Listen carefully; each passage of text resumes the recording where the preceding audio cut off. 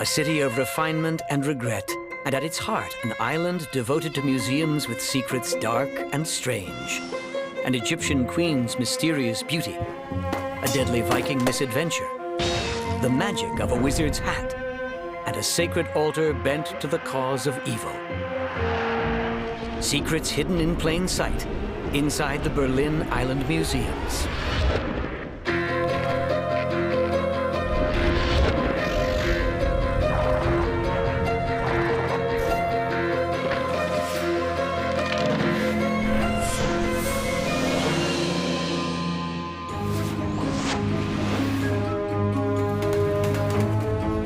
Every morning in Berlin, Germany, several thousand people make a journey through the city center to cross a bridge to the past. The Spree River surrounds an island that boasts 5 renowned museums, including 2 that harbor secrets of the ancient world, the Neues and the Pergamon. Both museums were nearly destroyed in World War II. The Pergamon was rebuilt just as it was before. But when the Neues Museum reopened in 2009, its bold design didn't hide its recent past. Instead, architects left some bullet-riddled walls, evidence of a brutal conflict. In this gallery, there is evidence of another kind of warfare. We suspect this ancient Viking sword was ripped from a cold, dead hand. That's because Viking code proclaimed that a warrior and his sword were inseparable, in life and in death. Today, the ancient Vikings are gone, but live on in feature films that require stunt fighters like Kelly Longbow and his son Garnet.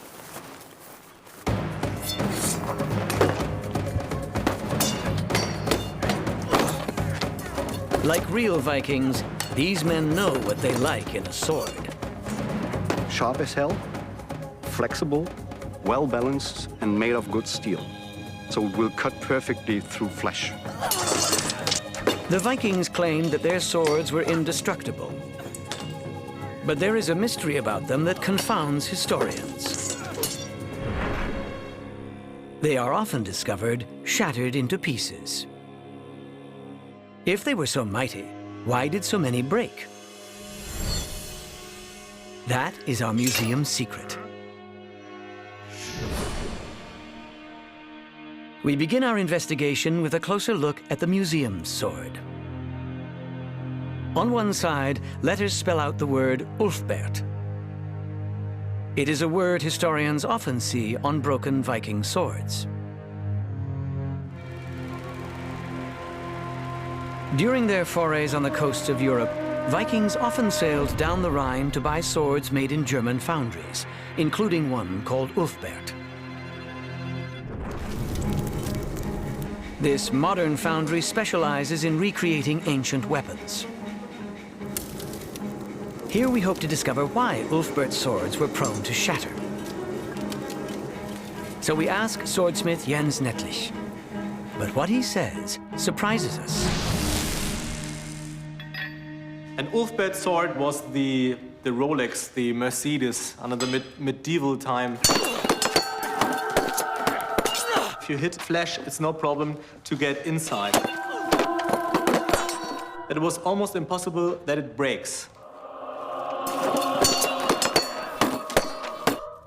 We asked Jens to prove that swords really are strong when made the Ulfbert way. The first act is to have different types of steel. So you need weak or soft and hard metal. The combination can produce steel hard enough to take a sharp edge, but flexible enough to prevent shattering on impact. The key is to create a blade that contains just the right amount of carbon. This involves a lot of pounding to combine the metals, reheating in a coal fire, and twisting to get the molecular structure just right. There are so many steps in work for making a sword that in each step of them could get a failure inside, somewhere. Jens is confident that the way he forges steel today is very similar to the method of the Ulfbert swordsmiths. It's done.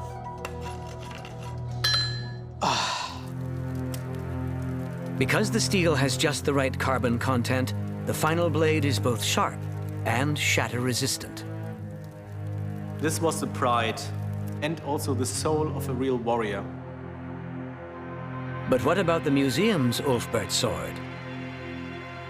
How good is this steel?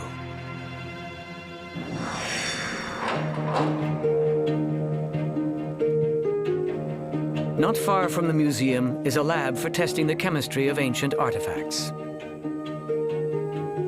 Here the sword was subjected to molecular analysis and an X-ray that reveals the physical structure of the metal. Conservation expert Dr. Hermann Born shares the results. It contained 0.6% carbon, which indicates a really good steel for a sword blade. But if Ulfbert swords were so good, why did so many shatter? It turns out, not all 11th century weapons merchants were on the up and up. Some sold swords with the Ulfbert name that were really made by someone else. The name Ulfbert was a quality brand. And of course, the people knew this, and they tried to imitate it. But the imitations lacked the strong steel created through labor-intensive effort. Metal went straight from the fire to its final form. A weak knockoff can look just like a strong sword made the Ulfbert way. At the right price, and with the famous Ulfbert brand name, an unsuspecting Viking might well buy it. To find out what the deception would cost him, we will put these two swords to a practical test. One is Ulfbert quality, the other is not. Kelle will test their cutting power. We haven't told him which blade is which.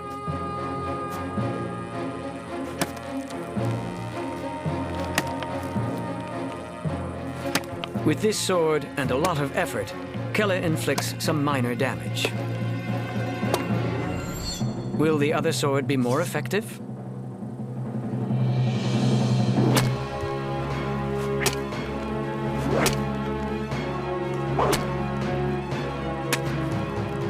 If you're thinking this sword was made the Ulfbert way, you're right. But in combat, you can't cut anything until you get through your opponent's defenses. The first blows are likely to be steel on steel. And that's when a Viking will discover whether his sword is strong or not.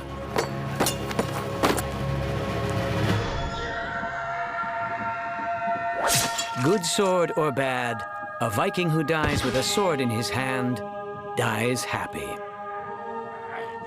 This was the key to go after his death to Valhalla, the Hall of the Death. Dying in the battlefield with a sword in his hand was the aim of each warrior. Up next, the secret of Nefertiti's beauty.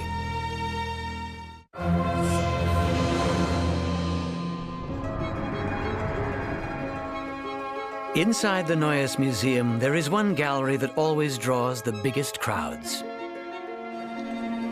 The gallery displays a single artifact, but one is enough when it's the bust of Nefertiti. She was Queen of Egypt 3,000 years ago in the age of the pharaohs. Today, she's a box office superstar. Normal time we have between 2,000 and 3,000 visitors each day. In our first year after the opening of the Neues Museum, we have more than 1 million visitors. Some seem only mildly interested. Perhaps Nefertiti was simply on their bucket list. But some appear to be trying to peer through the glass into Nefertiti's soul. Why is she the object of such intense fascination? That is our museum's secret.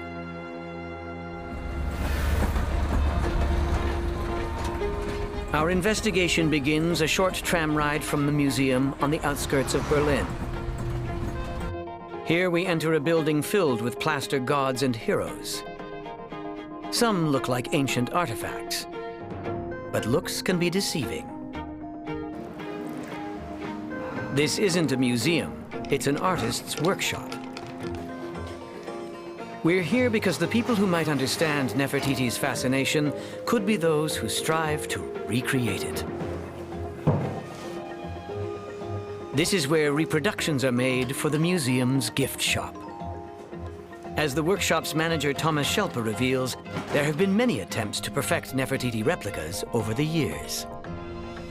Also hier ist zum Beispiel ein Exemplar aus den 30er Jahren. Das hat zum Beispiel noch 2 geschlossene Augen. Die hat also diese Nofretete dann exakt nach dem Original mal modelliert. Und diese Nofretete hat sich dann hier im Hause ein bisschen weiterentwickelt. Man hat also dann zum Beispiel das fehlende Auge sozusagen freigearbeitet. Dieses hier ist jetzt das allerneueste Modell, das also seit 2009 hier im Hause benutzt wird, was also von einem modernen Laserscan erstellt worden ist. The 3D scan revealed the exquisite planes of Nefertiti's face in every detail. She is clearly a superstar who is ready for her close-up. But science can't reveal the source of her fascination.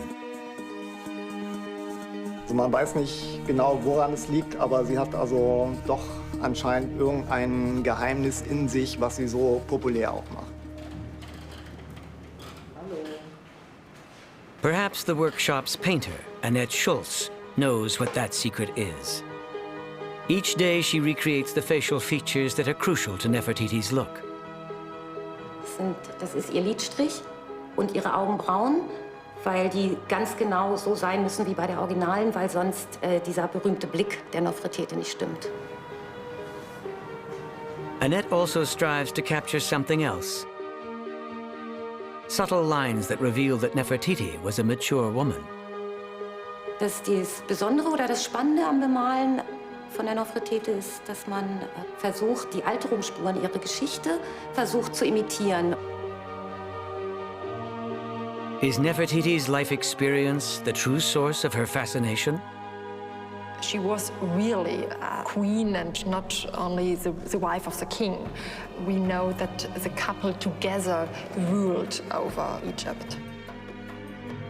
Nefertiti's husband was the great king Akhenaten. He conceived a plan to enhance his power by decreeing that all the gods were aspects of one god, a god who spoke only through him. The idea of Akhenaten was to bring together all these ideas into one god, into the visible sun disk of Aten. To promote the new top-down religion, Nefertiti employed her prestige as a mother, as a warrior, and as a famous beauty. She maintained her mystique by remaining aloof. Those who gained an audience would find she had arranged herself for maximum effect, anointed with special oils that made her skin glisten in the sun. Her calculated beauty helped sell the new religion, but after she died, the old one came back with a vengeance. All names of Nefertiti and Akhenaten was completely destroyed and it was erased from all king lists. Nefertiti's history might make her more fascinating, but many people in this room probably don't know much about her. They're fascinated by her likeness in the here and now. And Olivia Zorn thinks she might know why. Within Nefertiti's glass enclosure, the illumination has been designed to light up her glass eye. If you have a special light on the one eye of her, she can go to you directly. And if you are alone together with her, it's a very special feeling.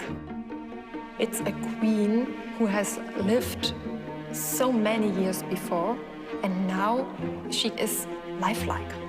This is a secret of Nefertiti. And if you want to take the secret home, she is available in the gift shop for $4,200 US. Even after 3,000 years, this superstar doesn't come cheap. Up next, a sacred altar's secret power.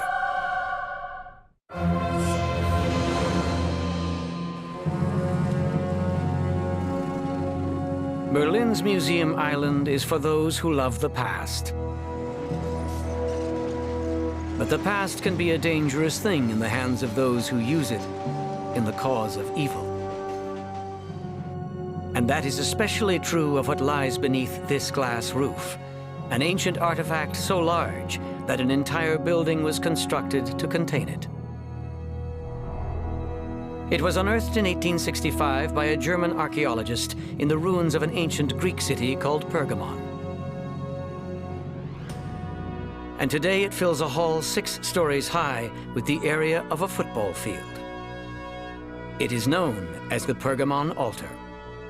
This is certainly a monument celebrating the cultural ambitions of the Pergamon kings, who really wanted to make Pergamon into a second Athens.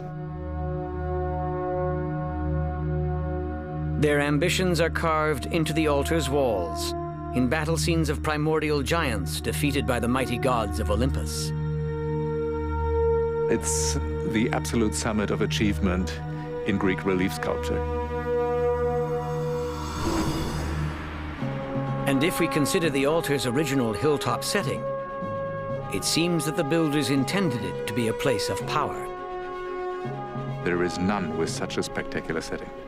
The view you had from the monumental staircase towards the surrounding mountains, and especially towards the Mediterranean, which is roughly 30 kilometers away, with the port of Pergamon, which you could see, the city of Elaia. You could see the ships approaching the harbor. What is the power of the Pergamon altar? That is our museum's secret. We begin our investigation by climbing the stairs. At the top, we discover a feeling of exhilaration. Looking down, one feels almost like a god.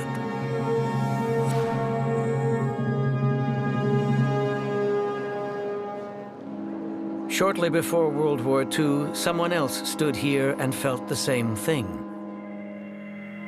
He was a young architect named Albert Speer, a loyal follower of Adolf Hitler. 1934, Albert Speer was appointed to the chief party architect, and Hitler referred to him as the first architect of the Third Reich. Hitler assigned Speer to build a stadium in Nuremberg for Nazi party rallies. Recalling the powerful feeling of the Pergamon altar, he made it his model. He adopted at first the symmetrical shape of Pergamon altar, and second, the combination of staircases and colonnades, and returned to classical architecture. And the use of huge stone blocks should give an impression of durability and strength. This is all that's left of the stadium that Albert Speer built. His initial design included a frieze of giants and gods, but he decided against it.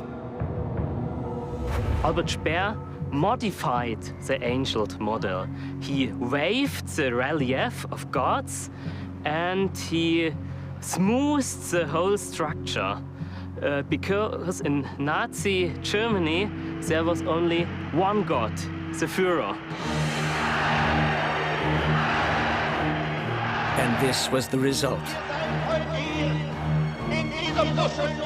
He created a structure of enormous scale to impress the people, and he extended the central part to express the leadership principle as a main principle of Nazi ideology.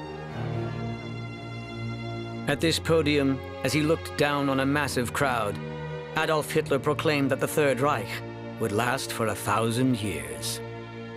Wir stehen fest zusammen für unser Deutschland. Sie steht fest, so wie dieser Block hier. When you are here together with 100,000 of people, you feel superiority. You are a part of a strong and powerful nation. And this is the effect Speer intended in creating this architecture.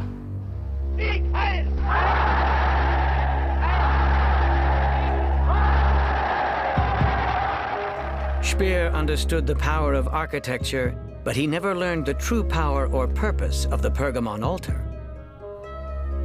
Speer thought the structure in the museum was the entire original altar, but it isn't. In reality, there was a large raised platform beyond the stairs, open to the heavens. Speer also didn't know that when the altar was built, the hilltop complex already had an amphitheater for speech-making. So what was the altar's purpose?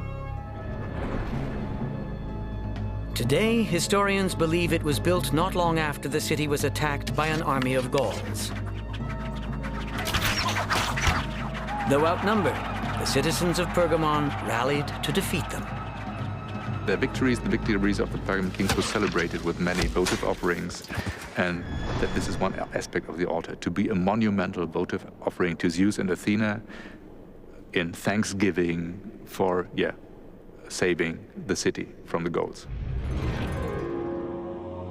Very lavish sacrifices were usual on specific festivals. It was common to sacrifice 100 bulls at the same time. So the altar was not designed as a symbol of the power of a demagogue, but as a place where grateful citizens gathered to give thanks for their survival. It was not about the power of man, but of the spirits. Could there be a more striking contrast to the totalitarian spectacle offered up on a Nazi grandstand? Next on Museum Secrets, why this ancient relic was destined to explode.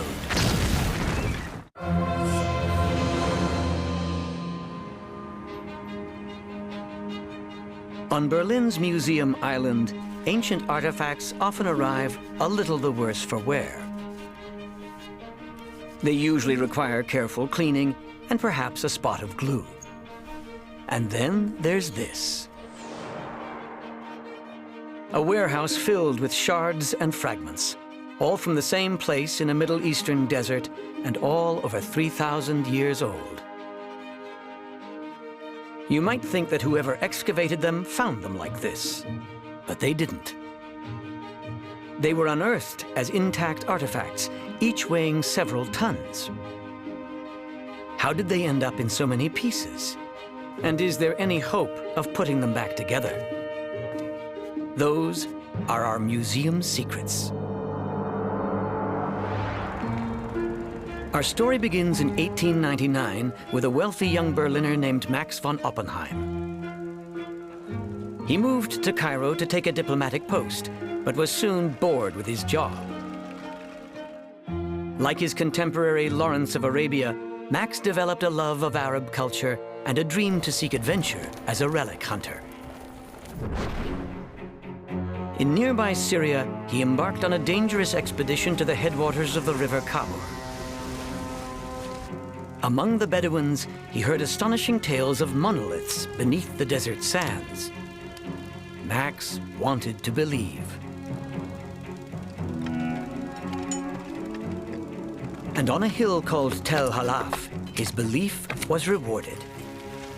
He unearthed a strange stone statue, half human and half inhuman. For many years, Max's team continued to dig, excavating 30 complete statues that confirmed the existence of a biblical people called the Arameans. His new dream was to show the gods of Aramea to the world.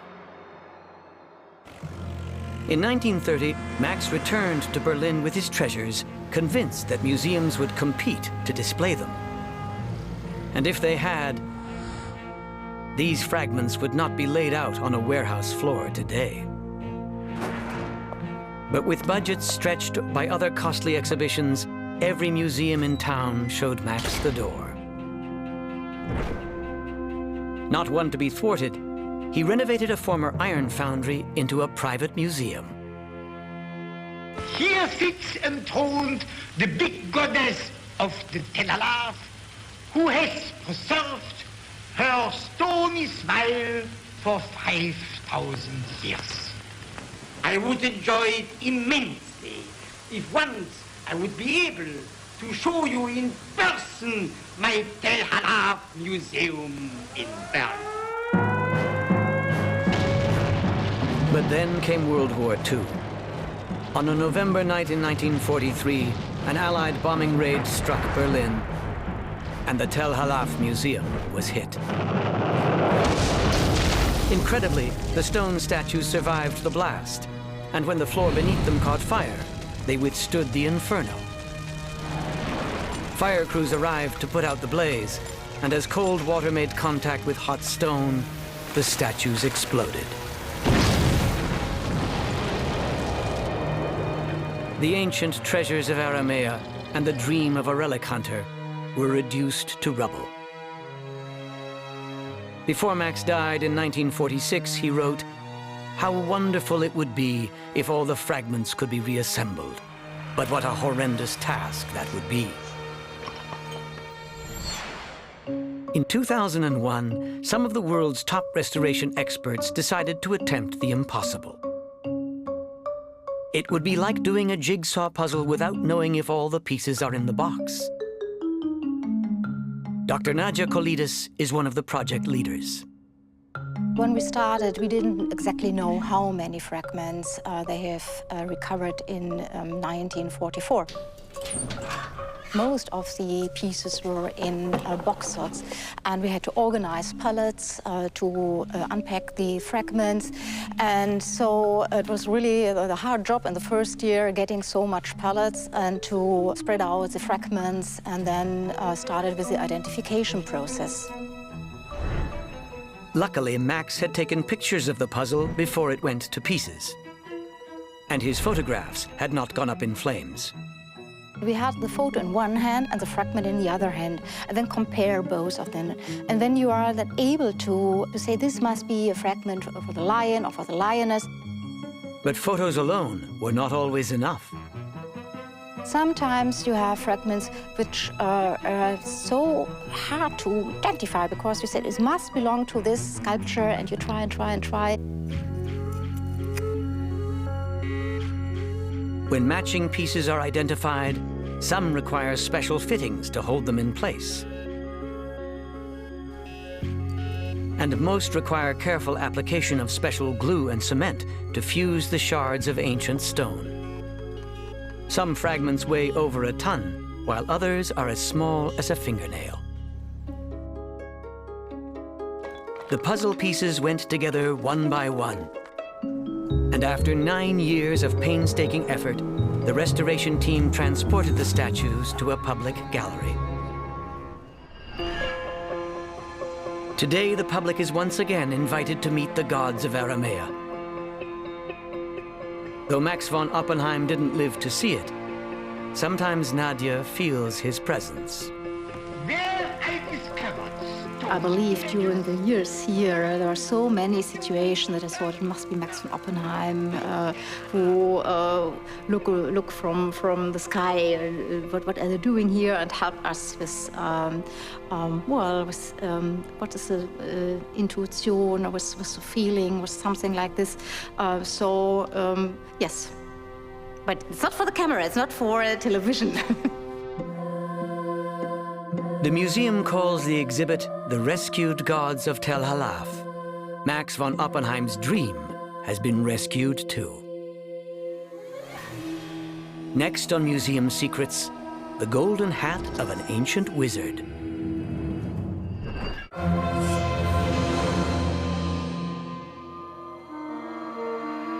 In Berlin's Neues Museum, one gallery is devoted to a single artifact of solid gold. It looks a lot like a wizard's hat. Something straight out of a fairy tale. On the other side of the city lives this man, Manfred Bojaczewski. Manfred keeps bees, thousands of them. Manfred and the gold hat share a very special connection. That connection is our museum's secret. The hat is a masterpiece of the goldsmith's art. Its complexity led historians to believe it was made by a craftsman of the Middle Ages. But scientific dating methods prove that it was made 3,000 years ago, during the Bronze Age. Bronze Age humans lived at a bare level of subsistence. Developing the skills and finding the time to create something like this would have been an enormous challenge. Why would people who were barely surviving create something so extravagant? Historians have been asking this question for decades. Dr. Wilfried Mengen became determined to be the one to find the answer.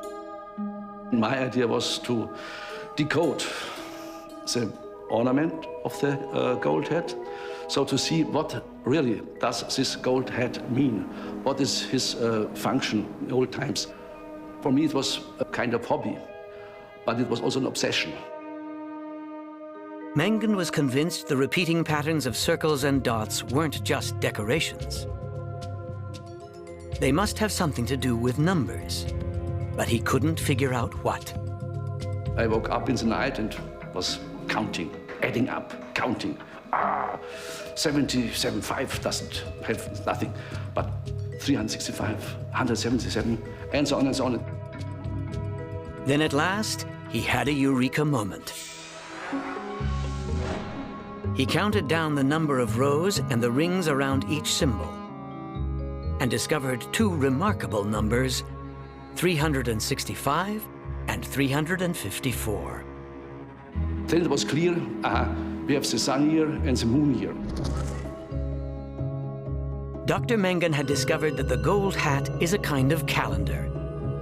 The ornamentation accurately predicts the cycles of the sun and moon over a period of 19 years. But Dr. Mengen had only solved part of the puzzle. He knew what the symbols meant, but why were the cycles of the sun and moon so important to Bronze Age humans that they expended such great effort to inscribe them on a gold hat? For the answer, we return to Manfred's Berlin rooftop and his bees, because Manfred uses Bronze Age methods to keep his bees healthy and productive. You can kiss him.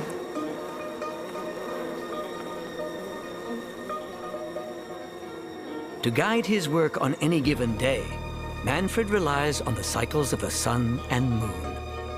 Und die Pflanzen sowohl abhängig sind vom solaren Kalender als auch wahrscheinlich vom Mondkalender, sind die Bienen indirekt abhängig vom solaren und vom Mondkalender.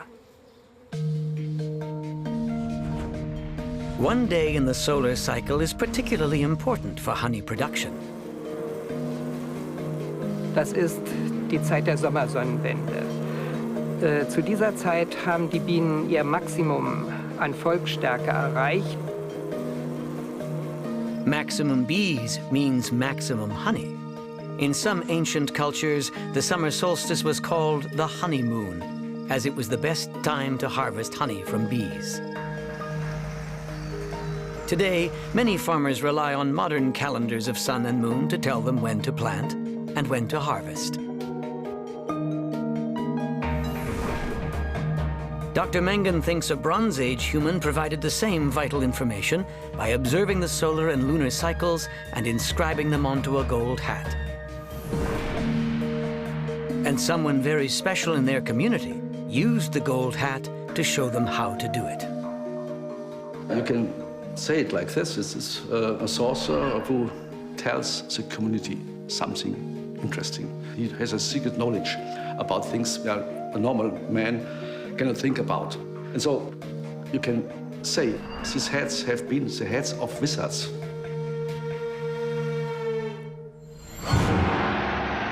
Next on Museum Secrets, why did Hitler hate this masterpiece of modern art?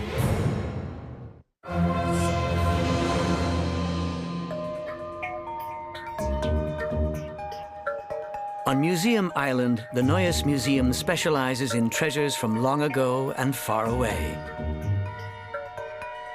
Every gallery displays artifacts that are at least 1,000 years old. But here, there is one exception to the rule.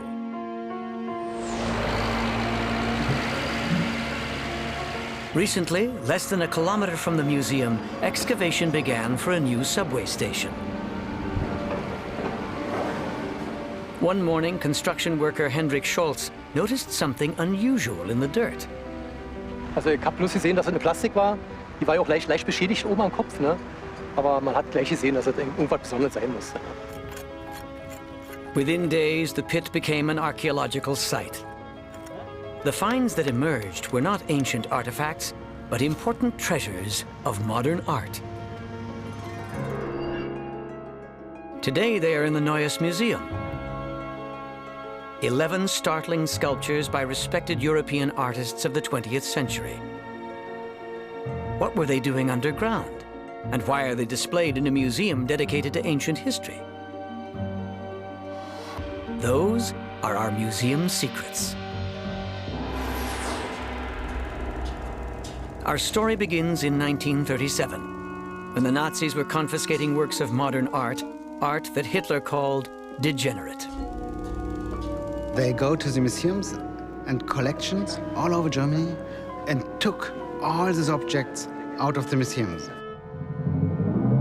In his deranged mind, Hitler had decided that modern art was the evil work of the Jews. Under his direction, Nazi propagandists mounted an art exhibition called Degenerate Art. Loyal Germans were expected to line up to view the art with derision. It was part of Hitler's plan to unify the German people through hate. The exhibition included sculptures and paintings by artists now considered to be modern masters. Though only a small handful were actually Jewish, propagandists featured their work. This sculpture by Otto Freundlich is on the cover of the exhibition's catalogue. The Nazis have two aims: to make a propaganda exhibition and to sell the objects in foreign countries to get foreign currency. After the exhibitions, which were ended in 1942, a lot of objects came back to Berlin, and there also still were a lot of objects which haven't been sold in the years before. But after the war, it seemed that no one knew or remembered the whereabouts of the confiscated degenerate art. It was a great question for many art historians. What happened with these objects? Recently, a researcher discovered a clue in a wartime letter from the Nazi Ministry of Propaganda. In this letter stood that they have to bring the objects from the exhibition back to the Königstraße 50. So, this is a very important letter. It was something like an official storage in this house. In 1944, Allied bombs ignited a firestorm on Königstraße. Untold lives were lost. Nearly every nearby building was destroyed, except for Berlin's City Hall. And that's why 66 years later, 11 statues lay beneath the earth, waiting to be discovered. Archaeologists believe they have found some paintings too, but they have been reduced to ashes. Now we know how the modern sculptures ended up underground.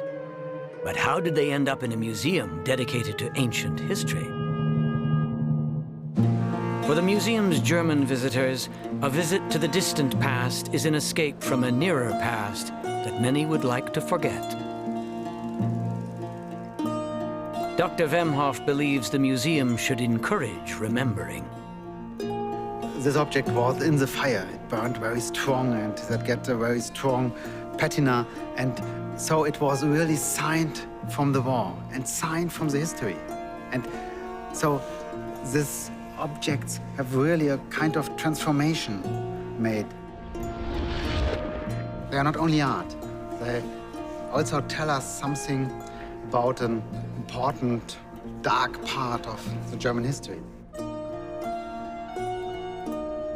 The artworks also provide a way to remember the artists who made them. Some disappeared during the war, some became refugees, and at least one of the Jewish artists died in a concentration camp. You see this head, and this head is broken. And it comes from a very important sculpture from Otto Freundlich. And the most of his objects were demolished during the Nazis' time. And he was killed in Majdanek. If you look to the picture from Otto Freundlich, you can see that this could be a self-portrait of him.